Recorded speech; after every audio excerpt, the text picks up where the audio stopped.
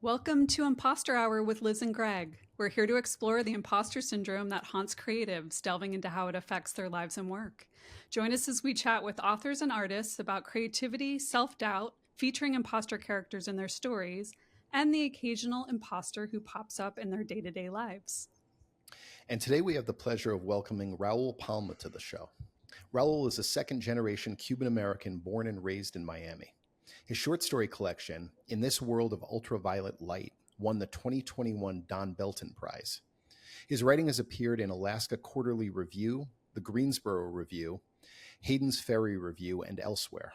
He teaches fiction at Ithaca College, where he is the Associate Dean of Faculty in Ithaca College's School of Humanities and Sciences. A Haunting in Hialeah Gardens is his debut novel. Raúl, thanks for joining us. Welcome to the show. Hey, thank you. Thank you for having me. Absolutely. I just realized we had an unintentional pattern where you are second academic on the show in a row. We had Lauren Nosset on last week, Right. which I love because I just want to ask you to lecture about literature right now. Before we started recording, I basically admonished you because I was feeling such writer's envy when I was reading your novel. It's so incredible, and it was the best kind of reading experience from the writer point of view, where I was just like, on a craft level, how are you doing this? On a reader level of anything paranormal, how are you doing this? It's so good. And Raul, you wove so many different kind of genres into this one novel, and we're going to talk about your short story collection and everything else too, but I'm just diving in. And I'm just wondering, were you conscious that you were kind of blending all of this amazingness into one project as it was going? Was it intentional? Did you have that in mind? Because it's really, I think, accomplished and ambitious for a debut. Indeed. Hey, thank you, first of all, for reading again, for having me on. Your kind words, it means a lot. And I'll say, writing the novel, I'm sort of a troublemaker. I'm sort of I was. There are certain things that sometimes when they bug me a little bit, I start tinkering with them and playing with them. And I remember there were a lot of things that happened with this novel, but one of the early things that happened, thinking in terms of genre, was I found myself really interested in reading other novels that had to do about that, and found myself really drawn to, like, of course, A Christmas Carol. How could I forget? Yep. That's at the center of it, and that it was hard at the time to think of other novels that had similar subjects, and I found myself sort of thinking, God, this is a story everybody knows. This is a story that unfolds in a particular sort of way, and how can I play with that? How can I use it in ways to have fun with the novel and to say something meaningful about A Christmas Carol, and at the same time to contribute and build on it. So I would say that initially, if I'm thinking genre bending, or if I'm thinking about playing with genre, it began with a sort of understanding of what people might expect. When I wink at the reader and say, oh, this is what you're going to see when you encounter this story. Right. And at the same time, I started thinking, where are the gaps, or where are the opportunities to play in ways that are going to be surprising, fresh, and going to maybe solicit larger questions about things. So I think it began there, and I'm naturally sort of interested in just playing with different forms. I love novels that incorporate not only prose, but verse or poetry, or sometimes even prayer, that sort of blend these things together. I think a lot of early novels did it quite a bit. I came to the novel with these ideas, and in the initial draft, as you all know, it was sort of just a sandbox, taking Hugo, seeing what sort of trouble I could get him into, and then later giving shape to some of it with a bit more intention. Okay. One of the things that you do in this novel that, to me as a reader, was very, very fresh and kind of outside the box, is the book explores, as one of the themes, is sort of how people get trapped in these debt cycles. But what you do a beautiful job of in the story is personifying the concept of indebtedness, where it becomes almost like a physical character. Could you talk a little bit about that particular choice? Because I found that so compelling. Oh, sure. It's really funny. I was um, it came to me naturally, right? It was I was thinking to myself, what would be like the most terrible thing for somebody in debt to experience? And of course, it would be their debt in the middle of the night, crawling into bed with them and being like, "Hey, let's cuddle together." Because that's the last thing. If anybody's trying to go to bed, you don't want to be thinking about what you owe or interest rates or any of that.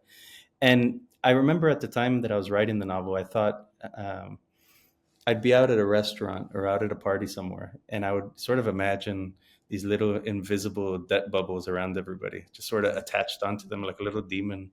And we don't talk about it. We really, maybe more nowadays, right? But at the time, these were things we didn't talk about. They were just invisible. And it felt important. It felt fun first, right? To sort of anthropomorphize debt in that way. Right. But then it also felt important to give a very visceral body to these pressures that otherwise, are not at the forefront of our daily experiences. Right. I don't want to make any assumptions about you, but just kind of what I know generally about writers who have gotten MFAs or, any kind of higher education, by and large, usually find themselves in quite a bit of debt because this is not a line of work that, guarantees the proportionate amount of income at the end of it all. And I was thinking, for a writer to kind of take this experience and, do with it what you have, I was wondering if it had come from your own experiences or what you've observed even working in academia with students around you. And second part of that long-winded question is also, given that kind of fact, do you still recommend that people pursue higher education in creative writing, knowing that it can incur debt and not guarantee of publication and money? Those are a great questions. And I'll start out with, yes, there is a sort of seed, a little nugget of the personal here, right? And when I initially started working on the project, it was from a position of frustration, of anger, right? Where when I thought of Alexia, I was like, I'm going to take that guy down.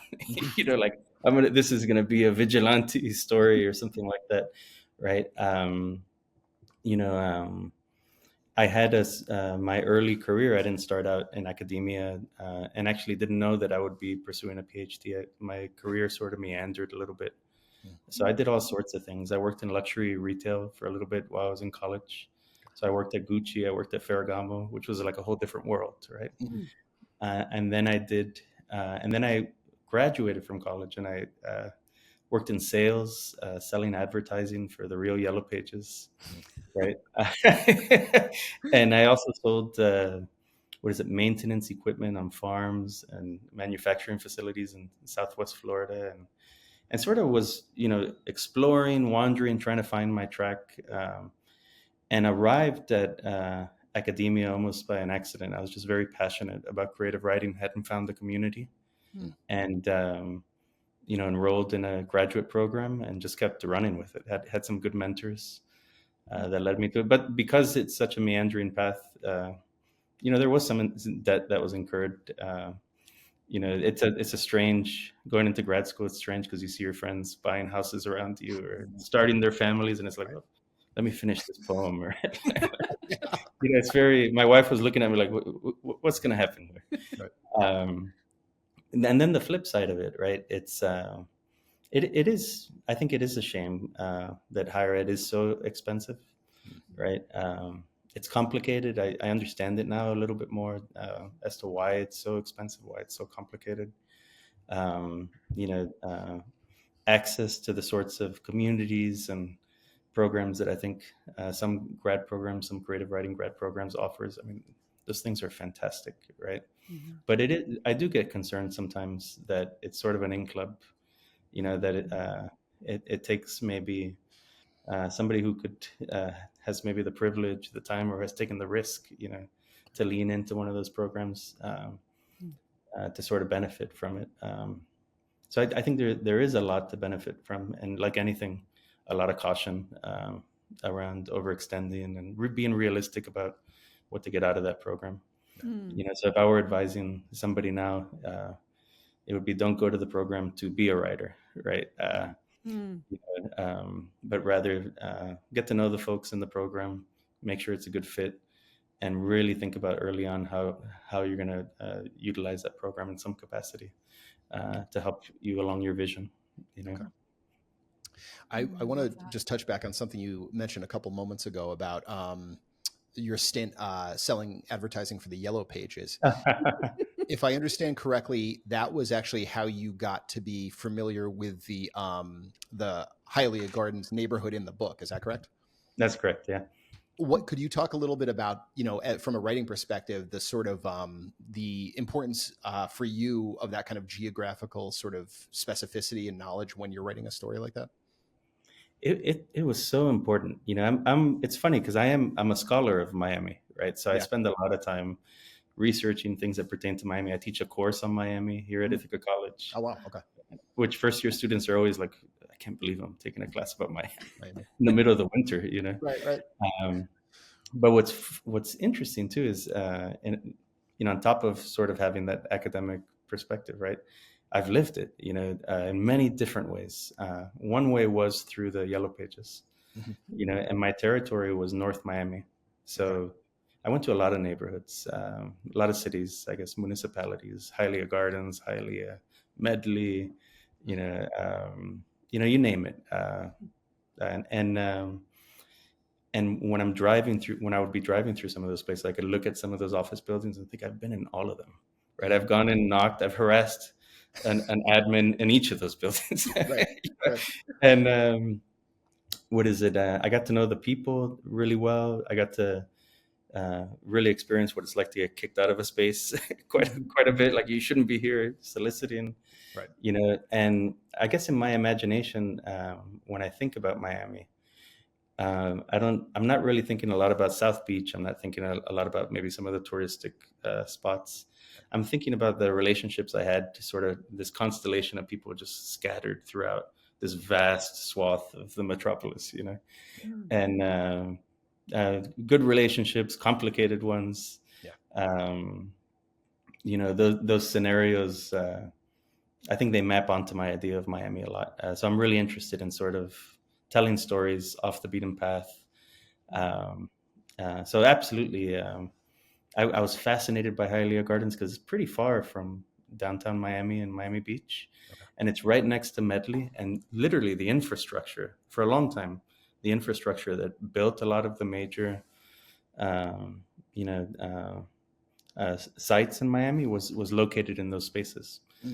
So you could sort of see at the time, you could see the ruins of it scattered about, from the 80s and the 90s. And nowadays it's sort of all built up, it's quite luxurious now in Hialeah Gardens. Well, let's talk more about these various roles, the kind of journey becoming a writer, because I think it ties in really well with the imposter syndrome theme, I would expect. And, so I'm curious, like, as a kid, were you identifying as a writer, storyteller? Did you kind of grow into that? And then having done these various jobs, which clearly were all meant to contribute to your writing ultimately, and teaching, did you feel any sense of imposter syndrome, like stepping into published writing, into academia? Where do you fall on that spectrum that we love to talk about?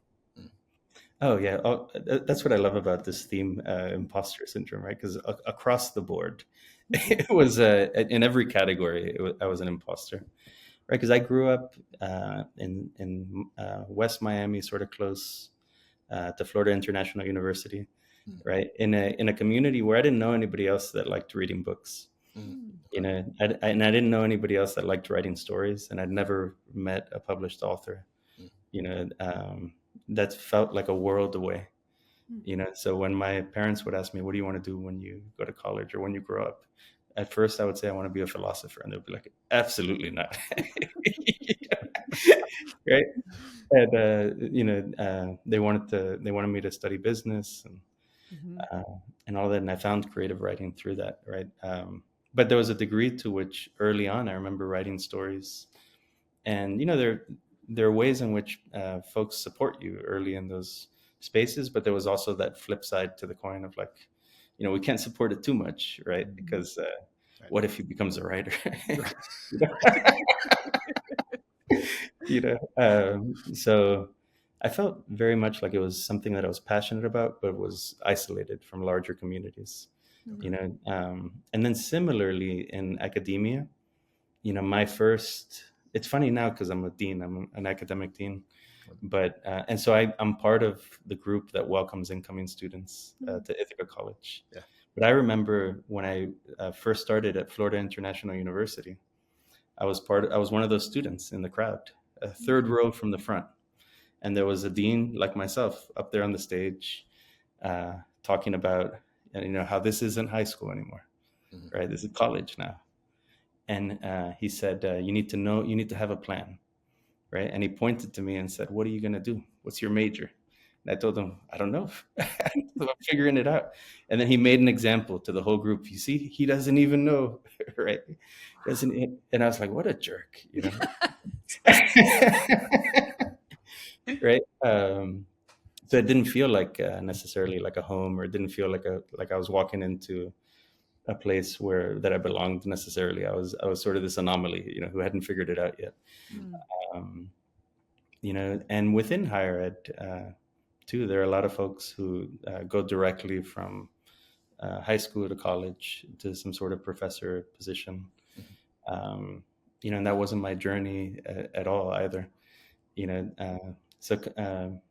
Coming into it, it was maybe a bit more ad hoc, put together, and more in the tradition of a first generation student, than something that was a bit more refined. So all along the way, there's been a degree to which, oh, how interesting, I'm in this space and succeeding in it. Yeah. Right? Didn't expect that. So I very much identify with that imposter, in all aspects, even in my writing. I think that if I'm working on a project, I study the hell out of writing, everything about it. Yeah. And I know that if I'm working on a project and I get a little too confident in what I'm trying to do, I know I'm in trouble. Okay. Yep. I got to be in a sort of shaky space, right? I got to I got to be trying something. It needs to feel alive in it to a certain degree, unpredictable.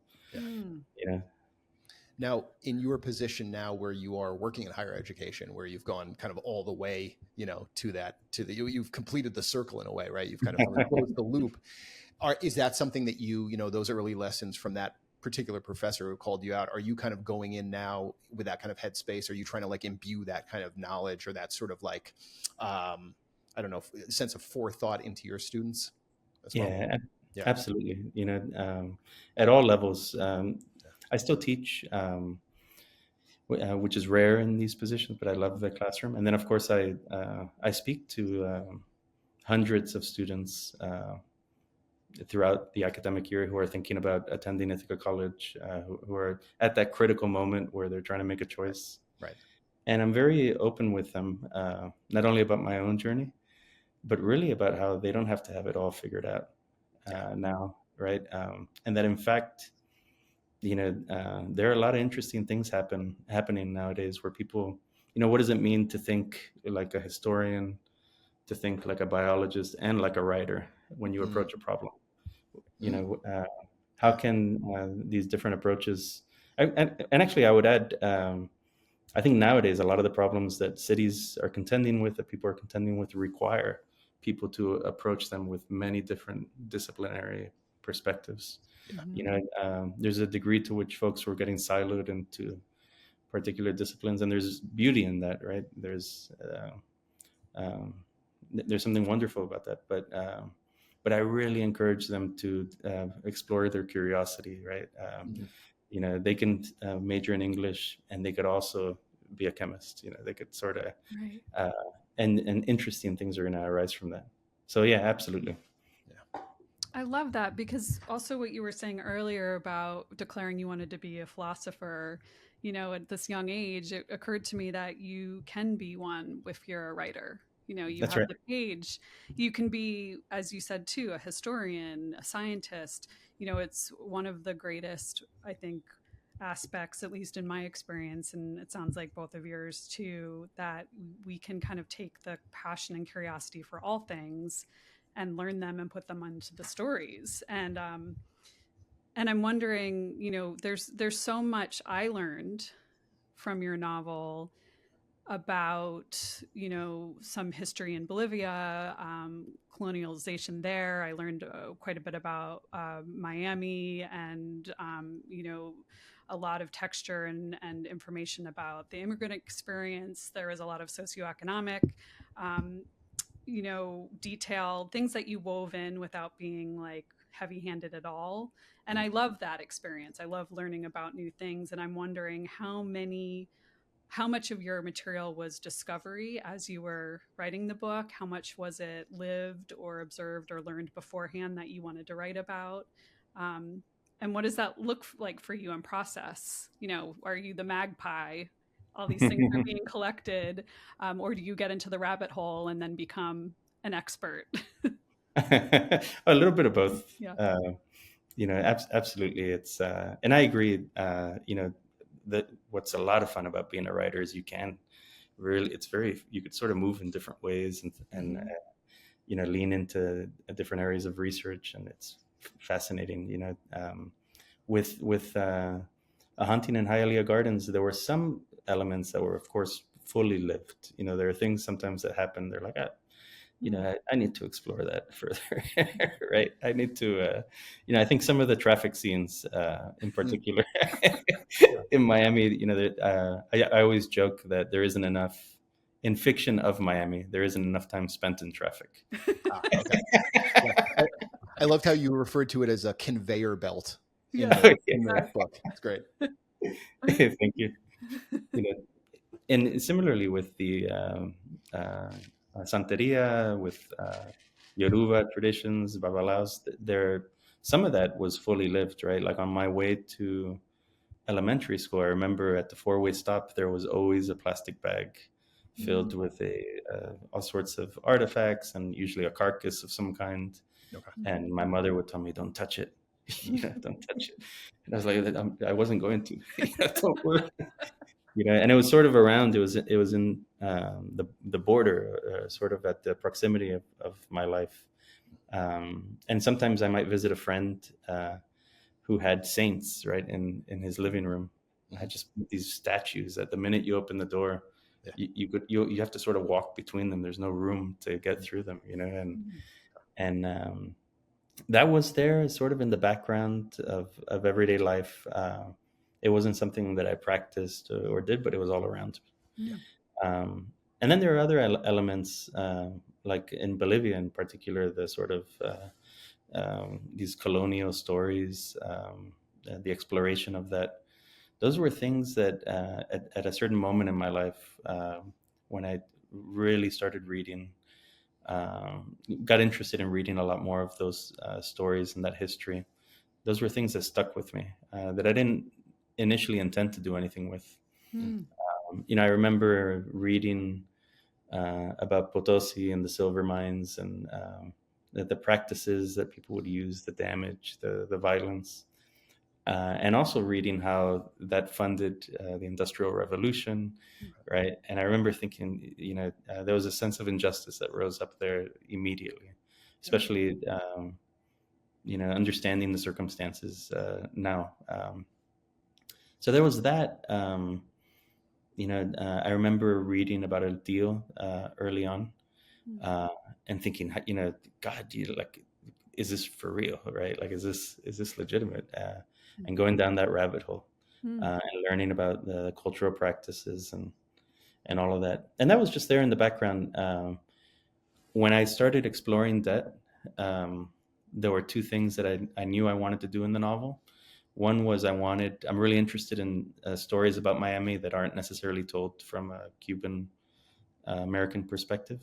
In Miami, that's the majority, essentially, and it's always, and there's a large Latin American influx. So I'm always interested in sort of seeing how people who have arrived newly to Miami see it. So I knew it wasn't going to be a Cuban-American protagonist. And I arrived at a Bolivian American, sort of thinking about the metaphor of debt, something that sometimes debt collectors might say, that you purchase mountains of debt for pennies on the dollar. Mm. You know, and then that immediately drew my eye to Potosi, and I was like, well, I need to explore. I need to sort of put these things on top of each other and see if there's something interesting there. Right. You know, and so that came just historically reading, immersing myself in something, and then suddenly an opportunity arose to dig into it. Okay. There was something there was a line in the book that blew me. I mean, there were many lines that blew me away, but one that really stuck with me is, you know, obviously as you were describing, you touch on the immigrant experience, and part of what you kind of build, or what you, maybe, I don't know, explore, I guess, is the sort of the self-protective emotional wall that immigrants sometimes need to build out of necessity. And there's a beautiful line that says, he'd lived his life as if there had never been an origin to it, which kind of blew me away. And I wonder, that got me thinking, like, what was it like to work in that emotional space while you were kind of exploring that story and building that character out? Yeah, it's Hugo's complicated, right? Yeah. Hugo, I don't usually write in the third person. Mm-hmm. You know, I have, and I enjoy it, but I think one of the reasons the novel took that form is because I don't think Hugo would have necessarily opened up and shared a lot of his story openly, right? I think you sort of need somebody hovering around, right? You know, and to a certain degree, from an emotional position as a writer, you know, it's an interesting position to be in, because I know that on the one hand, we're going to learn things about Hugo that are incredibly complicated, emotionally impactful, right? Things that probably he would protect. You know, if he were out in a group, he wouldn't be like, "Let me tell you about this time I did this thing." You know, he would hide that, and in ways that all people do. Yeah. But by laying that bare to a degree, right? I guess I wear two hats. Where on the one hand, you know, I appreciate Hugo. I understand him, right? Come to really, you know, I love him in the sense of maybe like a friend or something like that. Sure. And at the same time, that by laying his story bare, I make him vulnerable. You know, and I think that too, it's when it comes to immigrant experiences, when it comes to debt, when it comes to certain categories that people might find themselves navigating into, right? There are ways in which maybe some of the rhetoric in the country or some of the values make it easy, make it maybe sometimes a little too easy to say, you know, you've made bad choices in your life, right? You should have made better choices. Therefore, you are relegated to the negative space, you know? And so there was an awareness of that writing the novel. It's something I'm interested in, but yeah, it was difficult navigating that. Yeah. Well, so many things came up, you know, for me. When I was reading, and one of the things that kept kind of echoing was your unpacking emotional debt. I mean, you talk about monetary debt, obviously, and it occurs to me we're like halfway through the episode and we haven't actually had you like say what the book is about, and it's such an amazing setup. So maybe I'll pause my question about emotional debt if you wouldn't mind just giving like a quick elevator pitch, because I'm hoping that everyone listening reads A Haunting in Hialeah Gardens, and I would love for them to actually know a little bit about what it's about. Oh, sure. Yeah, A Haunting in Hialeah Gardens. It's a story about Hugo Contreras, who's in severe debt. He also is his work. He's a babalao, so he's somebody sort of like a spiritual healer, but whose really lucrative work is going and helping people exorcise demons or ghosts from their house. You know, so that's what he does on the daily. What's important, though, is he doesn't believe in ghosts, right? He sort of thinks of himself as an imposter. Right. And the story opens when the attorney who's been garnishing his wages, who owns his debt, contacts him and says, "Look, I know you hate me, but I have this problem. Can you help me get rid of these ghosts?"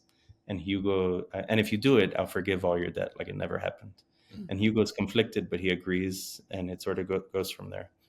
You know, it is such a brilliant idea, and when I, was reading it, I was just kind of trying to imagine, like, did it hit you, with that lightning bolt all in one, or did it just kind of start with the kernel? I know you've talked a little bit about that, but was it like, let me explore, debt collection? It's these horrible people, parasites, and then it kind of evolved into this like much deeper story. Yeah, tell us a little bit about how this was born. Yeah, it was born from wanting to really understand the mechanisms, like sort of the financial infrastructure of debt in this country, and trying to.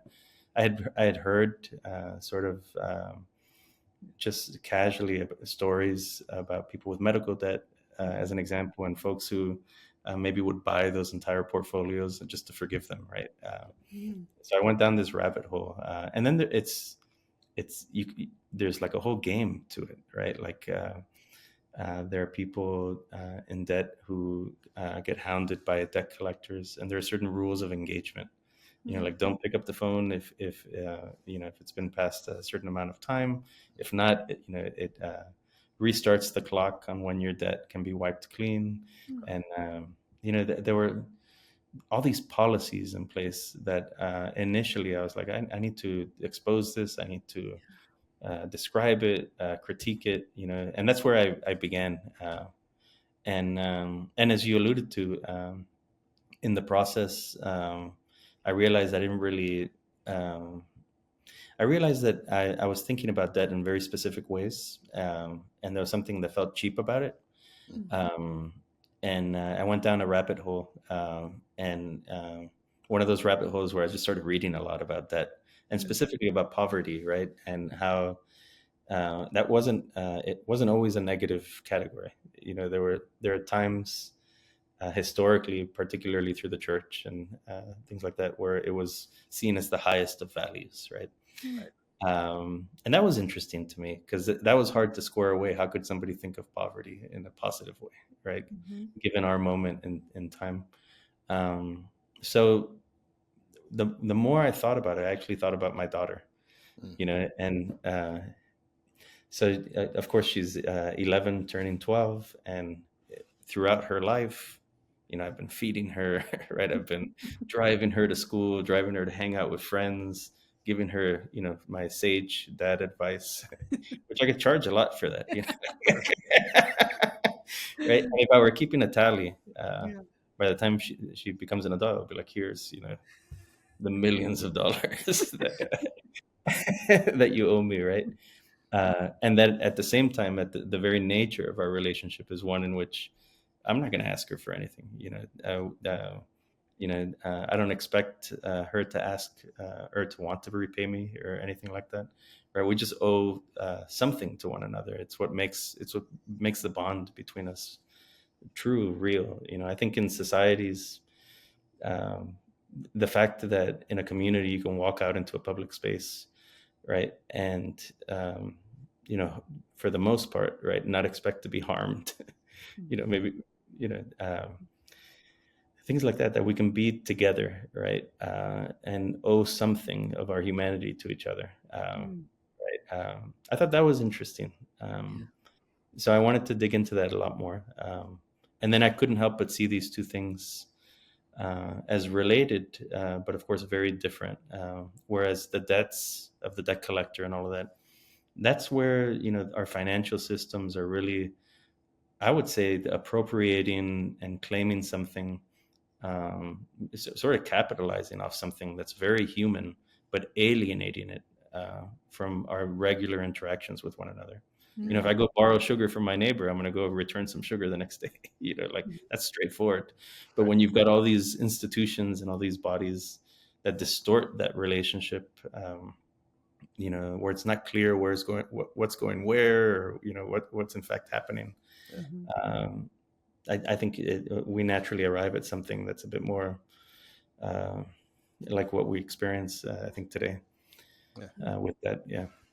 Well, it's interesting because I kept thinking as I was reading the book that you do this really great job of sort of slyly interrogating capitalism and, late Mm. capitalism, the system that we are living in that has these predatory aspects. But because you go at it on an emotional level and because it's so layered and nuanced, and Liz made this point earlier, it doesn't feel like you're getting hit over the head with it. It's part of the tapestry of the story.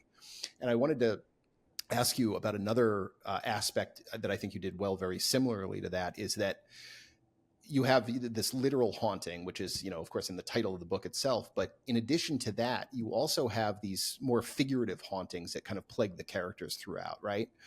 And those come in the form of like unresolved feelings or traumatic memories, repressed guilt, things like that. And I wondered also, did you have the sense when you were going into the writing process that you would be kind of layering and echoing in those ways, or did that also kind of emerge naturally? That's funny too, because that's sort of talking about imposter syndrome, right? Like one of the rules usually that comes up in creative writing classes that I would take, it's like, don't do that. Don't do the dream, don't do the sort of sub situation, the hallucination. Don't venture into that, right? Because it's not interesting. Is usually the advice. Nobody wants to do it. Which I disagree. I was one way that I could respond to that. It's I found myself really interested in those spaces, particularly because if I'm excavating sort of Hugo's soul to some degree, right? If I'm his character, these are places where when I'm thinking about capitalism and when I'm thinking about what capitalism does, even in our lives, right? These are places where, at least for now, at least for the time being, they're off limits. Like when I go to sleep, unless I don't have like a dream app or anything like that, unless maybe that exists, but I could dream, I can sort of daydream, I can enter into these certain states of consciousness, I guess, in which I'm free to engage in ways where I would say capitalism can't capture you. It can't, appropriate that experience or capitalize off of it. So I did want to explore those scenes for that reason, but also because, in my view, at least, they become incredibly vulnerable to El Tío. They become incredibly vulnerable to some of the movements, some of the pressures that are happening in the novel. So that even in those spaces, Hugo finds himself that he's not safe, right? He's not. There's nowhere to hide, and that's where I thought late capitalism, right? Like any space where Hugo can find a little bit of joy. Yeah. I don't want to sound sadistic, but no, I mean, right, I found myself just filling those spaces in gradually until he was completely locked out. I wanted to ask you, in full disclosure, I was unfortunately not able to read your short story collection yet, but I have it and I'm excited. Oh, thank you. You wrote that after your novel, is that correct? No. Oh, that's actually, before. Okay. Yeah, the stories, it was over 10 years, just sort of writing stories, and those were the ones that got collected, and it actually came out maybe 9 months before the novel. Oh, okay. The novel and the collection came out the same year. Well, my question was, and now that I have that clarification, I'm wondering if you had the same experiences. Could you, with short stories, and then once you've written a novel, I found that any short stories I've attempted to write after writing a novel or novels just ultimately become chapters. Like I have a really hard time now being succinct in story arcs in the way that is necessary for an effective short story. That may not be your experience. I'm curious though, and do you write in other forms, or do you write poetry? You mentioned prayer, things like that. So are you writing in a lot of different disciplines? Can you talk about that? Oh, sure. Yeah, I absolutely write in different forms, in different genres. And what is it with having written the novel? It's fun to sink into a project for a long period of time. I like that a lot. I have written stories after the novel, and I always ask myself, it suddenly becomes a question of, is this also a novel? Right. Or is it a story, and should it just be a story? I tend to think with stories, and I think it's true of novels, but with stories, I think it's a bit more manageable for me. I could really think about what I want the shape of that story to be, or what I want it to look like. In the same way that if I were to write a sonnet or if I were to write a poem in some form, I could visualize the shape of that poem really easily on the page as it would appear. And I think of stories as having these sorts of shapes as well. And with a story, I feel like I could accomplish that and hold it in my mind a little bit. I could sort of see a glimpse of it, or even draw it on a piece of paper. With a novel, forget it. It's so complicated. It's vast. Sometimes I approach it like with mathematics. Like I might try to use set theory to try to understand what I'm trying to, but even that feels phony or fake. But what I find myself doing now is I write for my job. So I answer a lot of emails, and that's sort of like swimming in the water, and that's its own genre. Uh, and then sometimes at home, my daughter and I, just for the fun of it, will write something together. We might write like a poem together, and not to turn in as an assignment or anything, but just to play with language a little bit.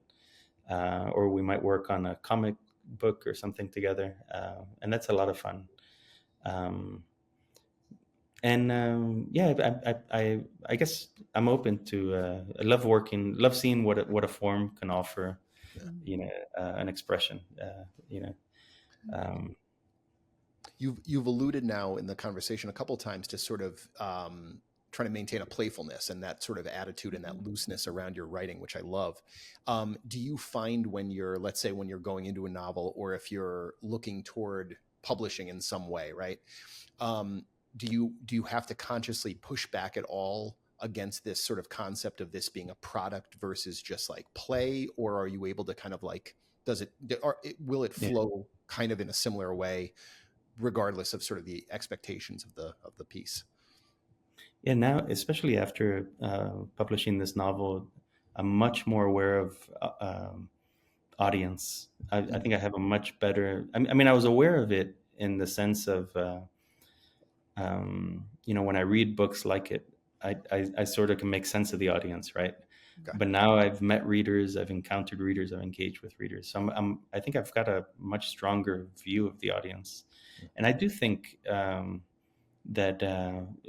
when I think about that, I am thinking in terms of product. Whereas before, when I was thinking of audience, it was less about product and it was more about conversation. Okay. So it's funny, it's entered my sort of thinking now, where I'm of course aware of how a project might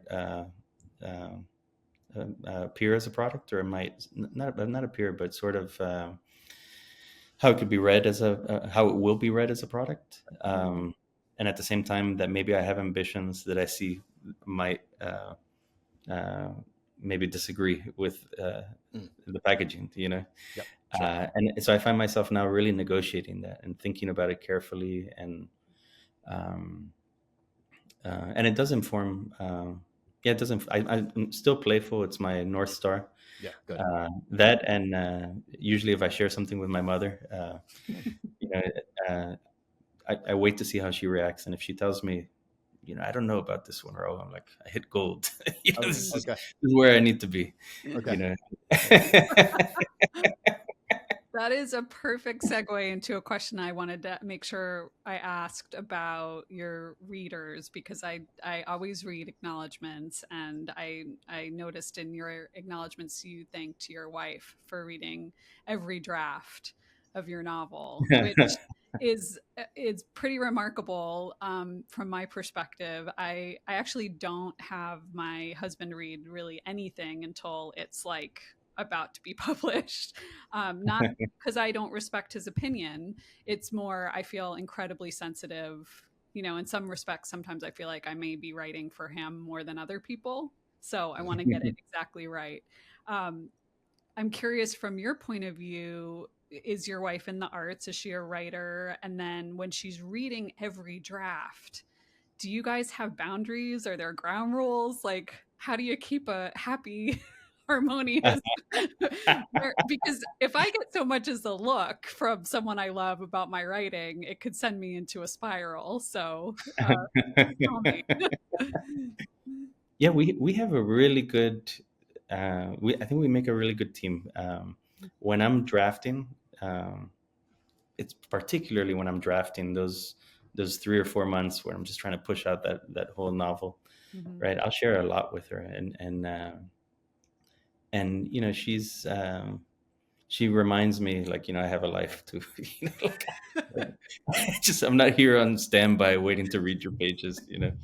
Um, but she's also really interested, I think, in what we've built together, which is very much that. She's my bouncing board. Is that the right saying? The soundboard. She's my soundboard, Sure. and she challenges me in ways that I need to be challenged sometimes. Like if I name a character, I'm really bad with character names, and she'll tell me that's a terrible name. you need to rethink that, right? Or if I push a little bit too hard, sometimes I could really lean into something very provocative, and she might say, like, is that really what you want the focus to be on? Or like, do that more, lean in more.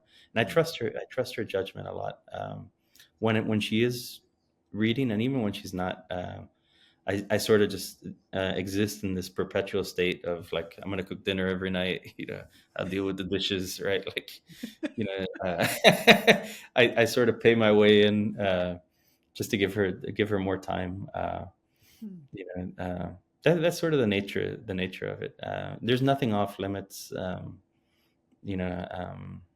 Sometimes she challenges me, and it takes me a few weeks to get around to it.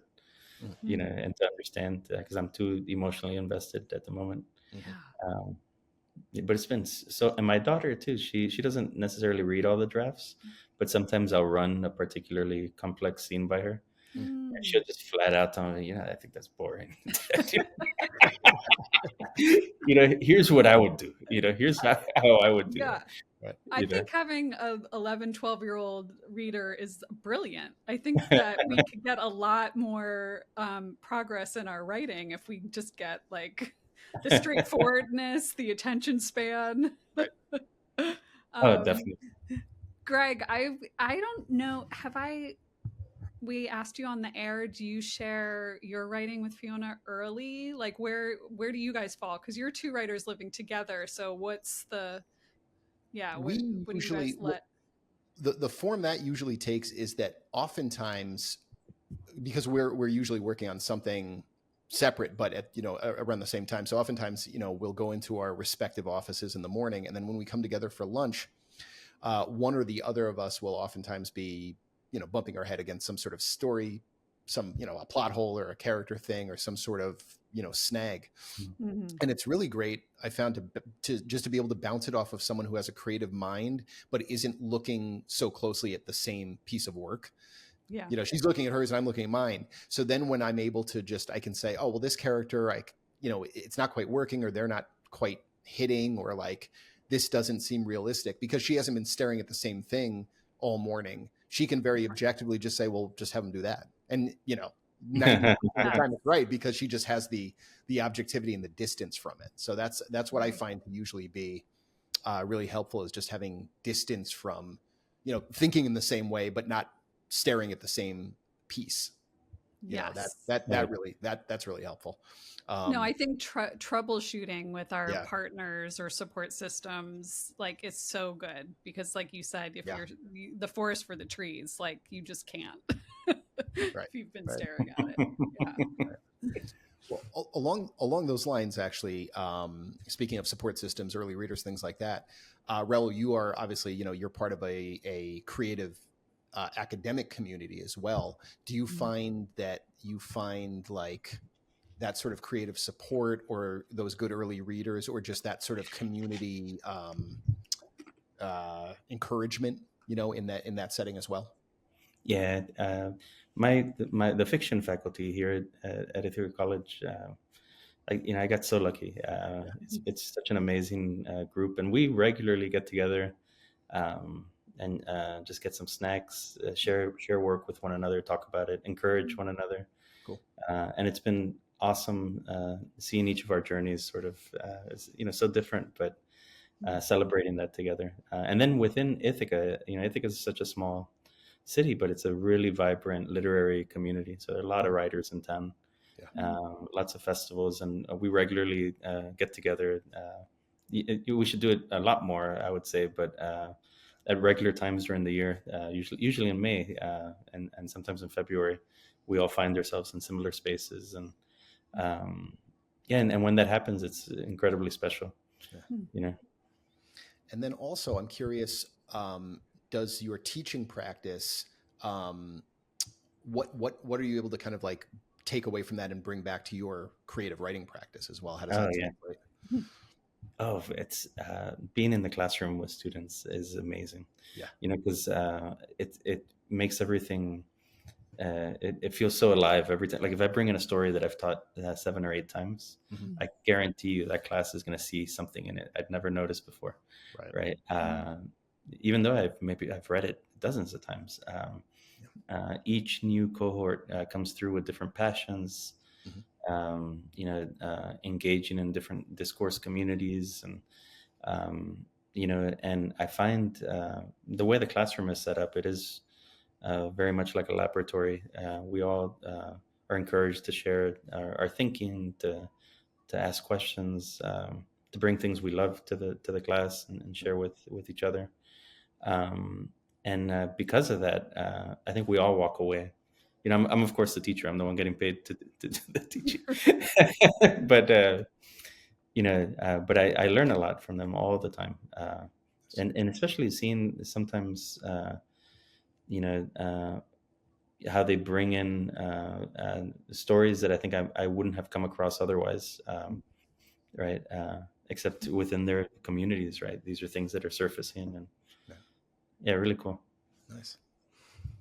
Well, with our last few minutes, sadly, because this went by way too fast, I'm just, I feel like you're a really good person to ask because you are working with students and aspiring writers or people maybe at the beginning of this creative journey. What do you think is the most important thing to kind of keep in mind while you're writing, setting out on this, to kind of stay the course, to stave off feelings of imposter syndrome, feelings of self-doubt, etc.? Yeah, the main thing I think is being around writers a lot. You see where the sort of anxieties and insecurities live. You see how there's a whole side to being a writer. There's a whole world to being a writer, right? That doesn't involve sitting down and writing. Right. There's this whole thing, and it can be hard sometimes. It can feel isolating at times, frustrating. I think the most important thing I have found in just the way that I've been working is that if I just I guess the page will save me. Like if I sit down to get some work done, it sort of just rejuvenates me. Whatever anxiety I had, it'll be there later, But you get lost in a thing, right? You get lost in it. You're shaping something, and that's more profound. That's more to be caught in that process, to feel arrested by it, to feel passionate about it. Finding more opportunities for that is vital, and it's not easy to make the time for it because we all have things even outside of writerly life, right? There are chores and bills that must be paid, and if you're not careful, you can find every little moment of your life being occupied by something else. I love that. The anxieties will be there. Like writing is self-care. Yeah, really. It's so important. Oh my gosh, Raul, thank you so much for sharing your time with us today. It's been such a pleasure. Where can listeners find you on social media and out in the world so they can follow you and read your books? At my social media on Instagram, it's at Raúl Palma PhD, which is sort of an inside joke because my daughter's always like, "I know you have a PhD." She's always like, "How did you know that?" I go, I have a PhD, but it's baked into my social media account. I love that. Well, yeah. To echo Liz's sentiments, this was fantastic. Thank you for hanging out with us for a bit. It was such a pleasure. Yeah, you as well, man. Thank you. I will take us out quickly. Imposter Hour with Liz and Greg is created and hosted by us, Elizabeth Keenan and Greg Wands. The show is produced and edited by Bookwild Collective founder Kate Herget. Scott Leeds composed our original theme music, and Steve Luoma designed our logo. Thanks for listening. And you can find us on Instagram at Imposter Hour Podcast and online at imposterhour.com.